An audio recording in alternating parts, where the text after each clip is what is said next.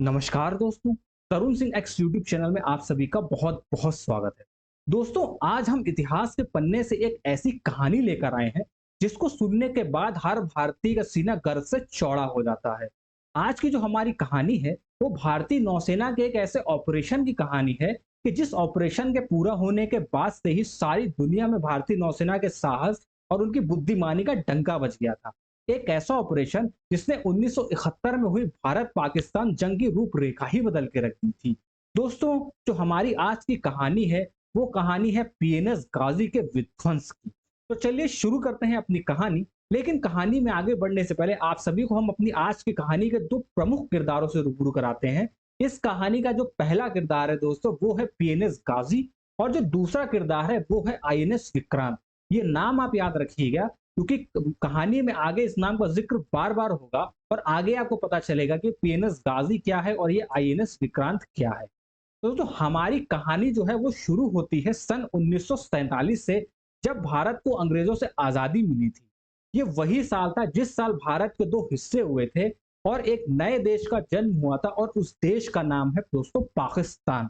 आप सभी रूबरू होंगे कि पाकिस्तान इस समय कहाँ पे स्थित है मैप में, मगर कई लोग नहीं जानते हैं कि जब देश आजाद हुआ था और पाकिस्तान का निर्माण हुआ था तो उस समय सिर्फ एक पाकिस्तान नहीं बना था। उस समय दोस्तों दो पाकिस्तान बने थे।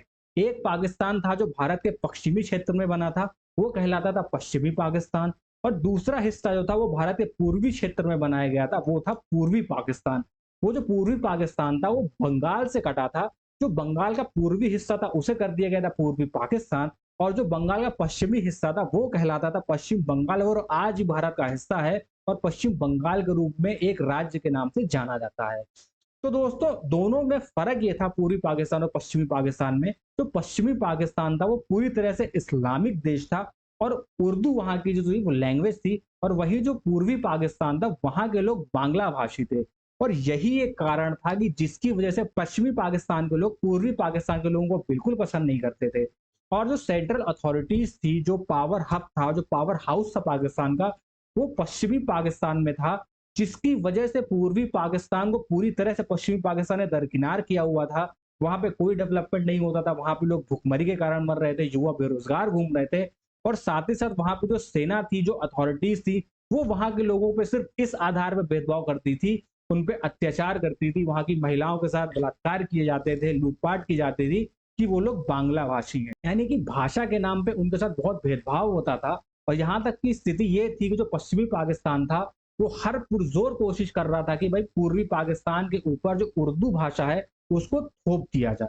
तो इन सभी अत्याचारों से पूर्वी पाकिस्तान परेशान तो था ही, कोई डेवलपमेंट हो नहीं रहा था, कोई ग्रोथ हो नहीं रहा था। तो जिसकी वजह से धीरे धीरे वहां पे ना एक रेवोल्यूशन सा बनना शुरू हुआ, एक रोष उत्पन्न शुरू होना शुरू हुआ, और धीरे धीरे ये बढ़ता चला गया और इसने एक आंदोलन का रूप ले लिया। अब 1947 से चलिए आते हैं डायरेक्ट सन 1970। तो जैसे ही सन 1970 आता है तो यहाँ पे ना आपके पश्चिमी पाकिस्तान के विरोध की जो सुगबुगाहट थी वो और तेजी से बढ़ने लगी, और उस उनके खिलाफ कई लोकल नेता खड़े हुए, कई लोकल पार्टी बनी। उसमें से दोस्तों एक पार्टी जो बनी थी वो थी आवामी लीग पार्टी, जिसके अध्यक्ष थे मुजीबुर रहमान।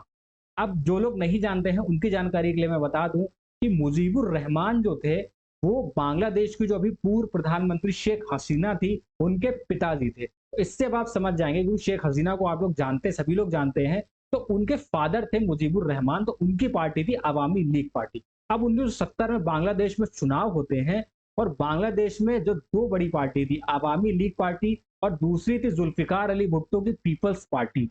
तो अवामी लीग पार्टी पीपल्स पार्टी को बड़े मार्जिन से हरा देती है और सत्ता में आने के लिए पूरी तरह से तैयार हो जाती है।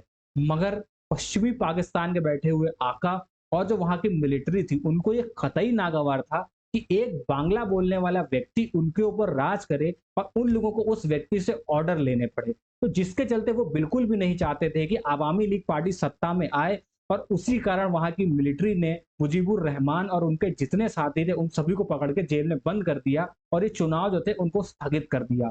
बस इस बात से वहां की जनता में जो सुगबुगाहट चल रही थी उसने विकराल रूप ले लिया, और पश्चिमी पाकिस्तान के खिलाफ जो विरोध प्रदर्शन था वो और तेज हो गया।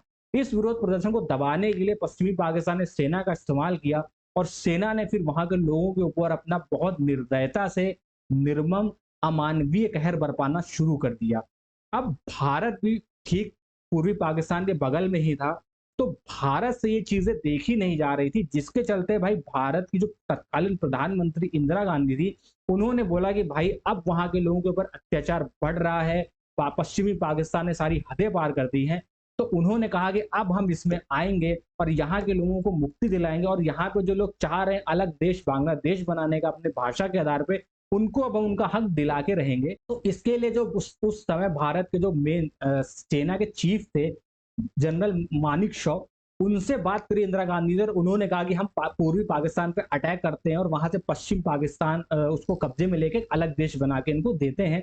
तो उन्होंने सलाह दी इंदिरा गांधी जी को कि भाई अब समय क्या हो रहा है कि जो मौसम है ना वो हमारे अनुकूल नहीं है। अगर हम इस मौसम में जंग करते भी हैं पाकिस्तान के साथ, तो पूर्वी पाकिस्तान में बहुत ज्यादा दिक्कतें आ सकती हैं, मानसून का क्षेत्र है, मानसून का सीजन है, तो हमारी सेना को तकलीफें होंगी, और हो सकता है कि भाई ये जो डिसीजन है हमें पाकिस्तान से जंग करने का वो बैकफायर कर जाए। तो इसीलिए उन्होंने कहा कि भाई थोड़ा अनुकूल समय का वेट करिए, मौसम शांत हो जाने दीजिए, उसके बाद हम जंग करते हैं। लेकिन इस बीच क्या हुआ, जो जंग शुरू हुई थी 1971 में, उससे और जो इंदिरा गांधी ने जब मानेकशॉ जी से बात करी थी, उस बीच कई सारे जो पूर्वी पाकिस्तान के लोग थे वो बॉर्डर क्रॉस करके भारत में आने लगे शरणागत बन के।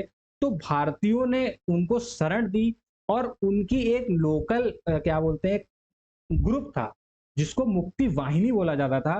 तो मुक्ति वाहिनी ग्रुप वहां बना हुआ था, तो उन लोगों को भी भारतीय सेना ने सपोर्ट दिया, उनको ट्रेनिंग दी, उनके उनके सैनिकों को तैयार किया ताकि आगे जंग पाकिस्तान से होने वाली थी उसमें वो सेना बढ़ चढ़ के योगदान दे, भारतीय सेना उनका सपोर्ट करेगी पीछे से, और वो अपना जो अलग देश बनाने की उनकी मांग है उसको हासिल कर सके, और जो पश्चिमी पाकिस्तान की सेना थी उसको हरा सके।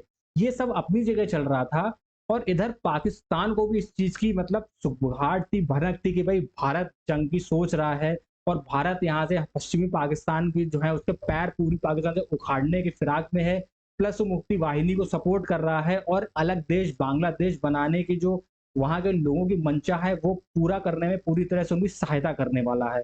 तो इस चीज को देखते हुए भाई पाकिस्तान, पश्चिमी पाकिस्तान की जो सेना थी, नौसेना थी, उनके जो खेमे में अपनी खिचड़ी पकना एक शुरू हो गई। अब देखिए जो पश्चिमी पाकिस्तान है उसको पूर्वी पाकिस्तान से जो जोड़ने का सबसे बड़ा रास्ता था वो था दोस्तों समुद्र, यानी कि अरब सागर से लेके बंगाल की जो खाड़ी है उसके बीच का जो रास्ता था ना, वो सबसे इंपॉर्टेंट पॉइंट था इस पूरे ऑपरेशन में, इस पूरी जंग में, इस पूरे क्षेत्र को जोड़ने के लिए। और जो भारत था, अंदेशा जब भारत को हो ही गया था कि भाई जंग होने वाली है, तो भारत ने अपना जो एयर स्पेस था वो पूरी तरह से बंद कर दिया था पश्चिमी पाकिस्तान के लिए 1971 में। तो अब एक ही रास्ता बचा था, वो बचा था दोस्तों समुद्री रास्ता। अब पाकिस्तान की नेवी उस वक्त अच्छी थी, जैसे भारत की नेवी भी उस समय अच्छी थी और पाकिस्तान की नेवी भी अच्छी थी, तो दोनों नेवियों लगभग एक बराबर सी थी। लेकिन पाकिस्तान नेवी के पास एक डिमेरिट था कि जो बंगाल की खाड़ी थी, जो पूर्वी पाकिस्तान का, उस क्षेत्र में इनकी नेवी उतनी ज्यादा सुदृढ़ थी नहीं, और भारत की नेवी वहां पर पूरी तरह से सुदृढ़ थी। और भारत को जब अंदेशा लग गया था कि भाई जंग जैसे हालात बन रहे हैं, तो भारत ने अपनी नेवी थी उसका रुख था वो बे ऑफ बंगाल की तरफ मोड़ दिया था, ताकि वक्त आने पे वहां से हम अपनी नेवी का इस्तेमाल करके जंग में अपने जो सैनिक हैं वहां पे, थल सेना है या वायु सेना है, उसको और ज्यादा मदद दे पाए। ये चीज पाकिस्तान को भी पता थी। अब दोस्तों यहाँ पे एंट्री होती है हमारे जो कहानी के मेन जो किरदार हैं उनकी, आईएनएस विक्रांत और पीएनएस गाजी। सबसे बड़ा भाई दोस्तों पाकिस्तानी नौसेना का था, वो था आईएनएस विक्रांत। आईएनएस विक्रांत जो है वो भारत का उस समय का एक युद्धपोत विमान था, और पानी का जहाज था जो सक्षम था कि जो फाइटर लड़ाकू विमान होते हैं उनको समुद्र पे एक जगह से दूसरी जगह ले जाने के लिए और वहीं से उनको लॉन्च करने के लिए, यानी कि आप ये समझ लो कि चलता फिरता एक हवाई अड्डा था आईएनएस विक्रांत। और पाकिस्तान के लिए सबसे बड़ा खतरा वही था कि भाई अगर जब तक आईएनएस विक्रांत समुद्र में है, पाकिस्तान कभी भी समुद्र के रास्ते अपनी जीत हासिल नहीं कर सकता, भारत के ऊपर दबदबा नहीं बना सकता और समुद्र पर अपना कब्जा नहीं कर सकता था। इसीलिए पाकिस्तान ने योजना बनाई कि सबसे पहले आईएनएस विक्रांत को गिराओ, उसके बाद तो जो होगा हमारी सेना देख लेगी। तो पूरी प्लानिंग हुई और इस फैसले पे आया पाकिस्तान कि उनकी जो टॉप क्लास सबमरीन थी जो उन्हें उन्हें अमेरिका ने दी थी, पीएनएस गाजी, जो मेन कैरेक्टर है हमारी कहानी का, अब आता है कहानी में कि पीएनएस गाजी को भेजते हैं और अचानक आईएनएस विक्रांत पे हमला करते हैं और आईएनएस विक्रांत को तहस नहस कर देते हैं। तो आईएनएस विक्रांत को डुबोने की जो जिम्मेदारी थी दोस्तों, वो दी गई थी पीएनएस गाजी को। अब मैं आपको बताता हूँ पीएनएस गाजी के बारे में। दरअसल पीएनएस गाजी कोई खुद पाकिस्तान की बनाई हुई सबमरीन नहीं थी। ये अमेरिका की एक सबमरीन थी जिसका असली नाम था यूएसएस डियाब्लो। ये अमेरिका की में बनी हुई सबमरीन थी और ये सबमरीन 31 मार्च 1945 को यूएस नेवी में शामिल की गई थी। और ये जो सबमरीन थी इसने विश्व युद्ध 2 में भी हिस्सा लिया था और इसकी जो परफॉर्मेंस थी वो बहुत अच्छी थी और ये उस जमाने में साउथ ईस्ट एशिया की सबसे घातक सबमरीन थी। ऐसी सबमरीन तो भारत के पास भी नहीं थी। ये ट्रेंच क्लास की एक सबमरीन थी जो अपनी लॉन्ग रेंज अटैक और स्टेल्थ यानी कि पानी के अंदर चुपचाप बिना डिटेक्ट किए हुए चलने की काबिलियत के लिए दोस्तों बहुत ज्यादा जानी जाती थी। यूएस डियाब्लो को 1964 में एक सिक्योरिटी असिस्टेंट प्रोटोकॉल के तहत अमेरिका ने पाकिस्तान को दिया था 4 साल की लीज पर। उसके बाद समय समय पर ये लीज जो है वो बढ़ती चली गई और उस समय अमेरिका और पाकिस्तान के रिश्ते भी बहुत अच्छे थे और पाकिस्तान ने वो जो डियाब्लो सबमरीन थी उसका नाम बदल के रख दिया पीएनएस गाजी। तो गाजी को दिया गया जिम्मेदारी की भाई जाइए और आईएनएस विक्रांत को आपको डुबोना है। तो पूरी प्लानिंग चल रही थी, भारत को अभी इसकी कोई भी खबर नहीं थी। लेकिन 8 नवंबर 1971 भारतीय नौसेना ढाका पोर्ट से कराची पोर्ट के बीच में एक मैसेज को इंटरसेप्ट करती है और उस मैसेज को डिकोड करना शुरू करती है। और जब मैसेज जो है वो 10 नवंबर को डिकोड होता है तो उसमें चीजें जो सामने आती है वो वाकई चौंकाने वाली थी, अलार्मिंग थी। उस पूरे मैसेज को जब डिकोड किया तो हमको ये पता चला कि ढाका से कराची पोर्ट पे बहुत ही ज्यादा मात्रा में एक लुब्रिकेशन ऑयल की डिमांड की गई है और वो लुब्रिकेशन ऑयल एक स्पेशल क्लास का लुब्रिकेशन ऑयल था जो कि सिर्फ सबमरीन्स में और माइन स्वीपर्स में यूज किया जाता था। जैसे ही ये चीज डिकोड हुई तो पूरी पिक्चर भारतीय नेवी के सामने साफ हो गई थी कि भाई पाकिस्तान ने पीएनएस गाजी को भेजा है आईएनएस विक्रांत को ठिकाने लगाने के लिए।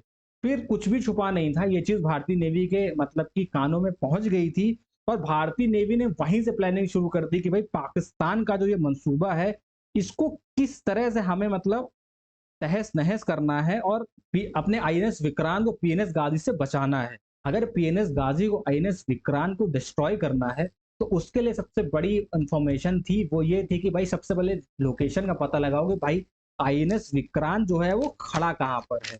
तो भाई पाकिस्तान के जितने जासूस थे वो सारे के सारे एक्टिव हो गए और खोज में लग गए भाई आईएनएस विक्रांत कहाँ है। तो उनको पता चला कि भाई आईएनएस विक्रांत जो है वो 13 नवंबर को बंबई में खड़ा हुआ है। तो ये खबर पाकिस्तान तक पहुंचा दी गई आला अधिकारियों तक कि भाई आईएनएस विक्रांत जो है वो बंबई में खड़ा है। तो उधर खबर पहुंचते ही 14 नवंबर को कराची पोर्ट से पीएनएस गाजी ने चलना शुरू किया आईएनएस विक्रांत पे अटैक करने के लिए मुंबई पोर्ट पे।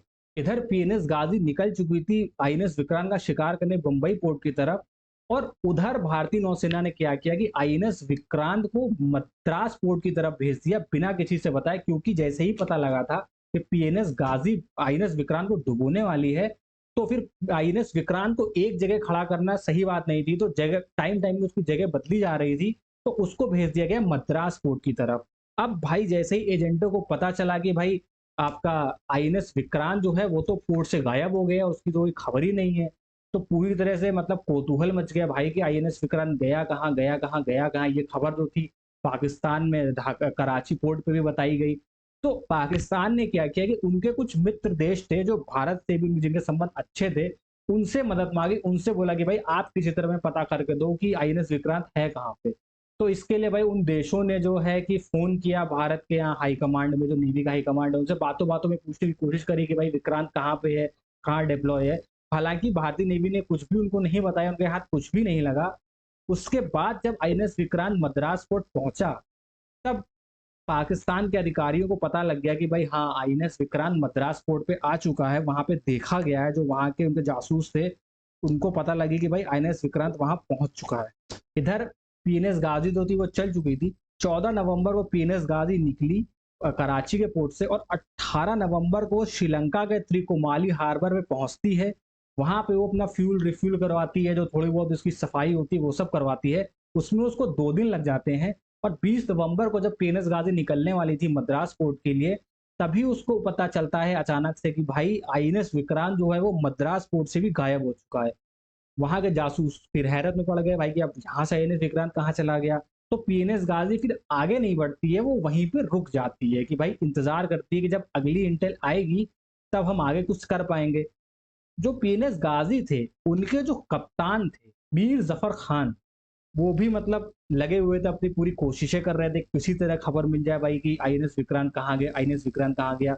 इधर ईस्टर्न नेवल कमांड के जो चीफ वाइस एडमिरल थे नीलकंठ कृष्णन, उनके दिमाग में एक प्लान जो था वो बहुत देर से चल रहा था और भारतीय नौसेना ने उस प्लान को एग्जीक्यूट करना शुरू किया। प्लान ये था कि क्यों ना पीएनएस गाजी हमें मारने आया है तो हम उस पर पहले अटैक करके उसको ही निस्तनाबूद कर दें।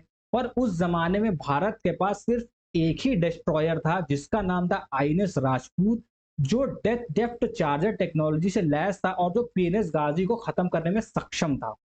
तो इस चीज का फायदा उठाया गया और भारतीय नौसेना ने क्या किया कि विशाखापट्टनम पोर्ट जो था वहां पर भेजा गया आईएनएस राजपूत को, और जो आईएनएस विक्रांत था उसको ले जाके अंडमान में छुपा दिया गया। और खबर ये फैलाई गई कि भाई आईएनएस विक्रांत जो है वो विशाखापट्टनम में आ रहा है। अब ये खबर दोस्तों पाकिस्तान तक भी पहुंचानी थी, तो उसके लिए क्या किया गया कि जो भारत के नेवी ऑफिसर्स थे उन पे टेलीग्राम से और फोन के जरिए उनको बताया गया कि भाई जो आईएनएस विक्रांत है वो विशाखापट्टनम पोर्ट पे आ रहा है। वहाँ की जो लोकल मार्केट थी वहां से ढेर सारी सब्जी खरीदी गई, मीट खरीदा गया, खाने पीने का सामान खरीदा गया, दवाइयां खरीदी गई और ये खबर फैला दी गई वहां की मार्केट में विशाखापट्टनम की कि भाई आईएनएस विक्रांत आ रहा है, आईएनएस विक्रांत की सामग्री चाहिए, चीजें चाहिए, सब कुछ चाहिए। तो ये पूरी खबर फैला दी गई। तो जो विशाखापट्टनम में पाकिस्तान के जासूस थे, ये खबर उनके कानों तक भी गई कि भाई आईएनएस विक्रांत जो है विशाखापट्टनम में आ रहा है। जिस हिसाब की हलचल थी वो साफ यही दर्शा रही थी कि भाई इतना सारा खाना, इतनी सारी चीजें अगर जा रही हैं, वो सारी चीजें एक बड़े युद्ध, बड़े शिप के लिए ही जा सकती हैं। तो 23 नवंबर को जो उनके जासूस थे उन्होंने सब कुछ तसल्ली करके कराची पोर्ट पे बता दिया अपने अकाव को कि भाई आईएनएस विक्रांत जो है वो आपका विशाखापट्टनम में आ रहा है। ये खबर जैसे ही जाती है आपके पीएनएस गाजी के कैप्टन मीर जफर खान के कानों में, वो तुरंत वहां से चल देते हैं विशाखापट्टनम की पोर्ट की ओर। और वहां पे दोस्तों खड़ा था आईएनएस राजपूत जो उनका इंतजार कर रहा था पीएनएस गाजी का। अब लेकिन पीएनएस गाजी जो पानी के अंदर इतनी शांति से चलती थी कि उसको डिटेक्ट करना इतना भी आसान नहीं था। तो भाई पीएनएस गाजी आगे पहुंच जाती विशाखापट्टनम पोर्ट पे और इंतजार करने लगती है आईएनएस विक्रांत का कि भाई विक्रांत आएगा आएगा आएगा, कब आएगा। और इधर जो आईएनएस राजपूत था वो इंतजार करने लगता है पीएनएस गाजी का कि भाई पीएनएस गाजी को कैसे डिटेक्ट करे कि उसकी लोकेशन कहाँ पे और कैसे उस पर हमला करे। पीएनएस गाजी के दो काम थे। पहला काम तो था आईएनएस विक्रांत को तबाह करना, और जो बे ऑफ बंगाल है वहां पे लैंड माइंस को बिछाना ताकि उनकी जो सुपीरियोरिटी है बे ऑफ बंगाल में वो इंडिया के ऊपर आ सके। तो भाई चूहे बिल्ली का खेल चलता रहा। आईएनएस राजपूत पूरी तरह से कोशिश करने में लगा था कि भाई किसी तरह से पता चल जाए पीएनएस गाजी का। उधर पीएनएस गाजी था वो छुप के बैठा था, किसी तरह आईएनएस विक्रांत का ट्रेस मिले और वो उस पर हमला कर दे। तो इस चूहे बिल्ली के खेल में हुआ क्या, एक तरफ जो भारतीय नेवी थी, जो आईएनएस राजपूत पे जो बैठे हुए थे नेवी ऑफिसर, उनका सब्र टूट रहा था। उनको भी लग रहा था भाई कि शायद अब पाकिस्तानियों ने मन बदल दिया, पीएनएस गाजी जो है वो विशाखापट्टनम नहीं आ रहा है या पाकिस्तानियों को भनक लग गई है। तो वो भी अपनी हिम्मत छोड़ रहा था। वहीं दूसरी तरफ पीएनएस गाजी काफी समय से पानी के अंदर थी, जिसके चलते जो सबमरीन होती है उसके अंदर हाइड्रोजन गैस जो थी वो एक सिक्योरिटी लिमिट से ऊपर जाने लगी थी। और उसकी वजह से जो वहां के सेलर थे उस पनडुब्बी में वो बीमार पड़ने लगे थे। और खतरा यहां तक आ गया था कि भाई अगर सबमरीन को पानी के ऊपर नहीं लाया गया तो सबमरीन कभी भी अपने आप फट सकती है। तो जब ये बात मीर जफर खान को पता चली तो उन्होंने कहा कि रिस्क तो हम ले नहीं सकते कि अगर हम ऊपर चले जाएंगे और अगर कहीं विक्रांत खड़ा हुआ उसकी नजर में आ गए तो भाई इंडियन नेवी हमको तबाह कर देगी। तो उन्होंने ये डिसाइड किया कि पहले हम अपनी जो सबमरीन है उसको पेरिस्कोप के लेवल तक ले जाएंगे और वहां से पहले हम देखेंगे कि भाई ऊपर क्या है, क्योंकि आईएनएस विक्रांत एक जगह पे खड़ा हुआ तो कोई हलचल नहीं कर रहा था। गाजी एक जगह पे पानी के अंदर थी, कोई हलचल नहीं कर रही थी। तो ना गाजी को पता चल रहा था आईएनएस विक्रांत या राजपूत कहाँ है, ना आईएनएस राजपूत को पता चल रहा था कि गाजी कहाँ है। तो भाई सबमरीन ऊपर आती है पीएनएस गाजी, और पेरिस्कोप से जब देखा जाता है तो उनको दूर से पता चलता है कि भाई वहां पे बड़ा जहाज एक खड़ा है पर वो आईएनएस विक्रांत तो नहीं है। और इधर जैसे ही सबमरीन ऊपर आ रही होती है तो जो आईएनएस राजपूत है उनका जो रडार सिस्टम लगा था उसमें हरकत देखी जाती है और उनको तुरंत पता चल जाता है कि भाई जो आईपीएनएस गाजी है उसकी लोकेशन क्या है और वो कहाँ पे खड़ी है। जैसे ही लोकेशन पता चलती है भाई आईएनएस राजपूत पूरी रफ्तार से उस लोकेशन की तरफ बढ़ता है। इधर भाई पीएनएस गाजी को पता चल गया था कि भाई वो सामने से जो जहाज है उसने हमें देख लिया है। तो वो वापस से पानी के नीचे जाना शुरू करते हैं, लेकिन तब तक बहुत देर हो चुकी होती है और आईएनएस राजपूत जो होता है वो पीएनएस गाजी के ऊपर आके उसके ऊपर 2 डेप्थ चार्जर गिराता है और तेजी से वहां पे निकल जाता है। उसके बाद शायद सुबह का 3 बजे का वक्त था, 3 दिसंबर 1971 को सुबह 3 बजे का वक्त था और विशाखापट्टनम पोर्ट पे एक ऐसा धमाका होता है कि वहां के लोगों को लगता है कि भाई समुद्र में जैसे कोई ज्वालामुखी से फटा हो। आसपास के जो घर थे उनके शीशे तक चटक जाते हैं और बहुत बड़ा धमाका होता है। और 4 दिसंबर को वहां के कुछ मछुआरों को क्या मिलता है कि एक सबमरीन जो है उसके कुछ टूटे फूटे टुकड़े उनको मिलते हैं। वो टुकड़े जो मिलते हैं तो पता चलता है भाई ये जो टुकड़े हैं ये पीएनएस गाजी के हैं। तो ये चीज कंफर्म हो जाती है कि भाई पीएनएस गाजी जो है वो तहस नहस हो चुकी है। और इसके बाद जो पाकिस्तानी सेना है वो भारत के ऊपर अटैक कर देती है। फिर भारत उसका मुंहतोड़ जवाब देती है और 1971 की जो जंग है उसमें जीत हासिल करती है और एक नया देश दुनिया के सामने आता है जो कि आज बांग्लादेश के नाम से जाना जाता है। अब दोस्तों लेकिन पाकिस्तान तो पाकिस्तान था। तो पाकिस्तान ने आज तक ये बात नहीं मानी है कि भाई पीएनएस गाजी जो थी उसको भारतीय नौसेना ने मार के गिराया है। इसकी अलग अलग थ्योरीज निकल के आ रही हैं कि भारतीय नौसेना का कहना है कि भाई आईएनएस राजपूत ने पीएनएस गाजी को मारा। वहीं पाकिस्तान का कहना था कि भाई जो पीएनएस गाजी थी वो लैंड माइंस जो बिछा रही थी वो सी माइंस वो बिछाते बिछाते खुद ही गलती से उसकी चपेट में आ गई और वो माइंस का शिकार होकर ब्लास्ट हो गई। तीसरी थ्योरी ये आती है कि भाई पीएनएस गाजी पानी के अंदर ही थी और अंदर रहने की वजह से हाइड्रोजन लेवल इतना बढ़ गया उसमें कि पीएनएस गाजी में विस्फोट हो गया और वो खुद ही एक दुर्घटना का शिकार हो गई। तो जब पीएनएस गाजी डिस्ट्रॉय हुई तो ये सारी थ्योरी इसलिए भी निकल के आई थी क्योंकि इससे ना एक तो पाकिस्तान की सारी दुनिया में मजाक बन के रहेगा कि भाई इतनी एडवांस सबमरीन होने के बाद भी आप मतलब वहां पे मुंह की खा के आ गए। दूसरा अमेरिका के लिए भी एक मुंह तो मतलब उनके मुंह पे भी एक तमाचा था कि जिस सबमरीन को वो बोलते थे कि भाई इनविंसिबल है इसको कोई नहीं मार सकता, उसको भारतीय नौसेना ने मार के गिरा दिया था और भारतीय नौसेना की वाहवाही हो रही थी सारी दुनिया में। तो इन सब चीजों से बचने के लिए थ्योरीज निकल के आए कि भाई खुद की माइंस में फंस के गाजी फट गई या फिर हाइड्रोजन लेवल बढ़ने की वजह से फट गई। एक्चुअल सच क्या है देखिए, हम जो कहते हैं वो हम मानते हैं, वो जो कहते हैं वो मानते हैं। तो इस बहस में कुछ नहीं रखा। बट सच्चाई यही है कि भारतीय नौसेना के साहस और उनकी बुद्धिमानी के चलते पीएनएस गाजी जो है वो तबाह की गई। दोस्तों ये थी पूरी कहानी पीएनएस गाजी के विध्वंस की, 1971 के वॉर में भारत की जीत की। तो मैं उम्मीद करूंगा कि आपको मेरी ये कहानी पसंद आई होगी। अगर कहानी आप सभी को पसंद आई है तो वीडियो को लाइक जरूर कर दीजिएगा। चैनल पर नए हैं तो चैनल को सब्सक्राइब जरूर कर दीजिएगा। और आप आगे और ऐसी क्या कहानी सुनना चाहते हैं आप हमें सजेस्ट भी कर सकते हैं कमेंट बॉक्स में कमेंट करके। और फैमिली फ्रेंड के साथ इस वीडियो को शेयर भी कर दीजिएगा। तो फिर मिलेंगे अगले वीडियो में किसी और एक नई कहानी के साथ। तो आज वीडियो में हमें इजाजत दीजिए। आज वीडियो में बस इतना ही, फिर मिलेंगे अगले वीडियो में, तब तक के लिए नमस्कार, जय हिंद।